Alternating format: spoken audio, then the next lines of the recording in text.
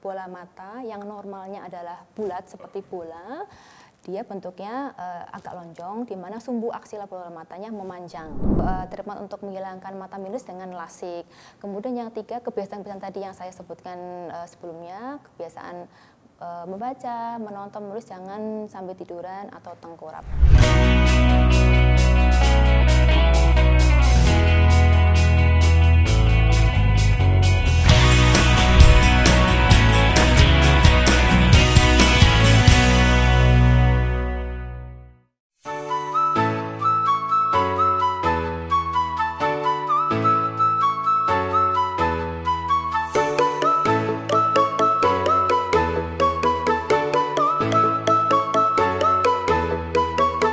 Sahabat Mika, apa kabar? Kembali lagi di Bincang Sehat Mika. Sudah hadir bersama dengan saya, Dr. Britya Intarluvila, spesialis mata yang sudah hadir di sini. Dr. Britya, apa kabar, Dok? Alhamdulillah baik. Gimana kabarnya, Mas Danar? Kabar saya baik juga. Terima kasih sudah ditanya, Dr. Britya.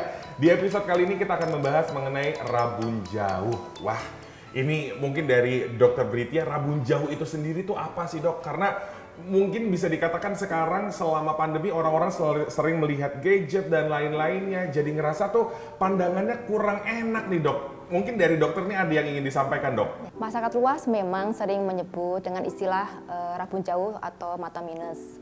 Kalau dalam dunia medis sering disebut dengan istilah miopia. Definisi dari miopia adalah salah satu kelainan refraksi di mana cahaya masuk difokuskan tidak tepat di saraf mata atau retina, tetapi di depan retina pada mata tanpa akomodasi.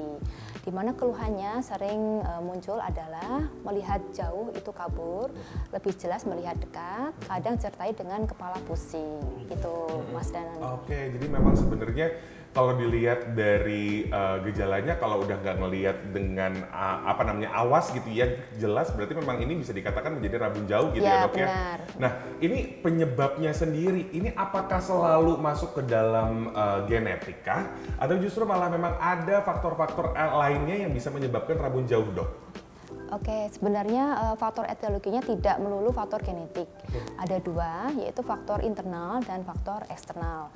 Faktor internal itu adalah faktor genetik atau diturunkan, di mana sejak lahir itu bola mata yang normalnya adalah bulat seperti bola, dia bentuknya agak lonjong, di mana sumbu aksial bola matanya memanjang.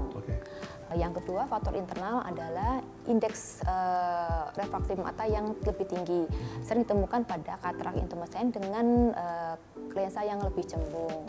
Oke, yang faktor eksternal yaitu yang pertama adalah kebiasaan, di mana sering kita dapati bila membaca, menonton, menulis dalam posisi tidak ergonomis, misalnya terlentang atau tengkurap seperti itu akan memicu sumbu aksial bola mata memanjang. Kemudian yang kedua, faktor near activity yang berlangsung terus-menerus. Dunia yang semakin berkembang ini semakin maju, pemakaian gadget, baik PC, laptop, tab, ataupun cellphone yang makin meningkat, di mana hampir setiap saat kita memakai, baik dari usia anak maupun dewasa, itu akan menyebabkan atau menstimulus juga sumbu aksial bola mata memanjang. Kemudian faktor selanjutnya adalah faktor cahaya. Pada saat membaca, menonton, atau menulis dibutuhkan cahaya yang cukup, tidak kurang dan tidak berlebihan. Itu faktor itu. Jadi memang sebenarnya faktor-faktornya adalah internal dan juga eksternal. Nah, Dr. Britya, ini pingin tahu sebenarnya ketika seseorang, misalnya kayak saya nih sudah mengalami rabun jauh nih, Dok, tidak awas untuk melihat hal yang jauh dan harus menggunakan kacamata. Ada treatment tersendiri nggak sih, Dok, yang harus dilakukan atau yang bisa kita lakukan untuk bisa merawat mata kita terus, Dok? Oke, treatmentnya yang pertama, bila memang sudah tegak diagnosa miopia dan dokter mata menganjurkan untuk memakai kacamata, memang sebaiknya kacamata dipakai terus, dilepas pada saat tidur atau mandi. Bila jarang dipakai akan dapat meningkatkan progresivitas dari miopia tersebut, apalagi pada masa pertumbuhan. Justru malah bisa menaikkan itu, Iya, Dok? bila jarang dipakai akan bisa memicu untuk menaikkan miopia.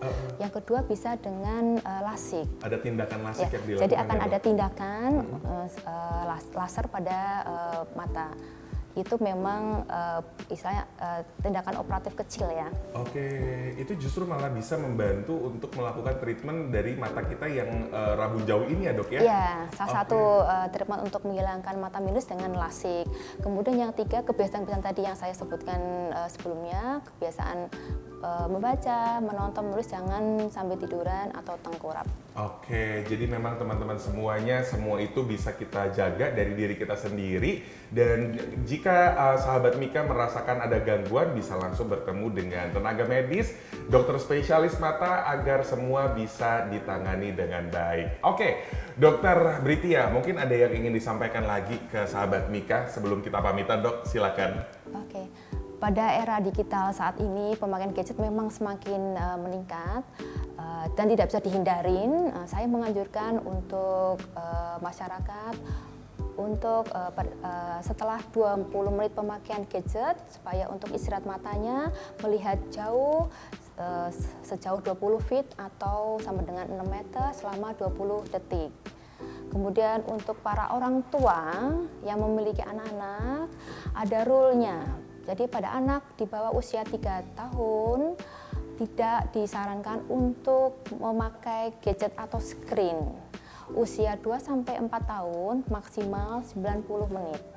Usia 4-6 tahun 3-4 jam. Usia 6-16 tahun 7-8 jam. Itu dari saya. Dan satu lagi, apabila orang tua menemui anaknya dengan keluhan, mungkin belum bisa mengungkapkan keluhannya, misalnya menonton TV sambil mengejutkan mata, memicingkan matanya, itu sebaiknya waspada. Itu mungkin saatnya untuk diperiksa ke dokter mata. Oke, jadi memang ada tanda-tanda yang harus diperhatikan agar nanti tidak akan berdampak lebih jauh gitu dan lebih fatal gitu ya. Dokter Britia, terima kasih banyak untuk waktunya. Sahabat Mika, itu dia tadi perbincangan kami bersama dengan Dokter Britia Interluvila, spesialis mata. Mudah-mudahan apa yang disampaikan di episode kali ini bermanfaat untuk kita semua. Dan kami pun ingin mengajak sahabat Mika yang ingin bertanya atau berdiskusi seputar kesehatan, silahkan berikan pertanyaan tersebut di kolom komentar. Kalau begitu saya Danar Gumilang bersama dengan Dr. Britia Interluvila, spesialis mata, pamit undur diri. Sampai bertemu di episode Bincang Sehat Mika selanjutnya. Sampai jumpa! Mitra Keluarga, Life, Love, Laughter.